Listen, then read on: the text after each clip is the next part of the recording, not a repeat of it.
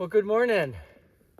Topic is cold weather and extreme cold weather.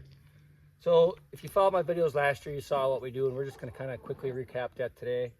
We can start here as far as getting ready for the cows and sheep specifically. The chickens are taken care of, the layers. They're in the chopper wagon with the heat lamp, or I'm sorry, a regular lamp for lighting to encourage laying. And then we don't heat that at all. There's heater water in there. You know, like most things, and I'll talk about it more, is keep them out of the wind. But so the winter water.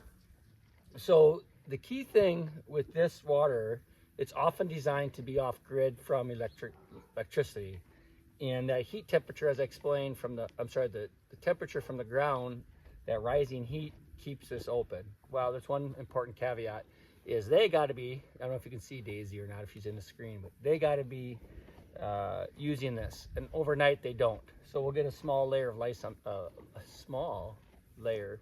of ice on the top. So you can put something overnight. I think with the extreme temps this weekend, I got a bale behind here. We'll put the bale over it. If they need to, they can knock it off if they wanted to get to the water. But if nothing else, you just come and break it open a little bit, and right on cue, Stella's going to make an appearance. So overall, happy with it. And so that's one aspect. So when we talk about the cold and cattle outside, last year I would leave the barn open on the coldest of cold days, and they'd be out here even if the feed was in there. So these ladies and Murph are proponents of fresh air. So what about when it gets really windy? Well, I'll take you back there, I'll show you that. And Daisy is going to knock over the camera. This is real, I'm not gonna edit this out. Daisy, don't. Hey. Yeah. Oh, Daisy, what are you doing? What are you doing, silly? But we're gonna look at the other things that we're doing and a couple key aspects of livestock outside in these cold temperatures. So, two of the most important things: quality feed and enough of it, and out of the wind. And we'll take a look at that, and of course we have our water as well.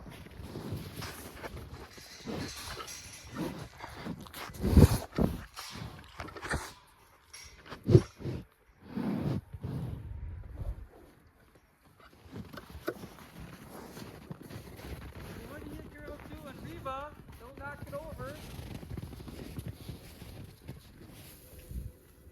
So we're making the bed for the cows and the sheep. With extreme cold weather coming up, it's something you want to be mindful of. You know, a lot of people, I think, that haven't followed me specifically, because if you have, you've heard me last year. You know, cows out, or animals, livestock out in the extreme cold temperatures. And, you know, there's a few mitigation efforts you can do to protect your cattle in this, which I'll talk more about later. But right now we're just making the bed for the cows and the sheep.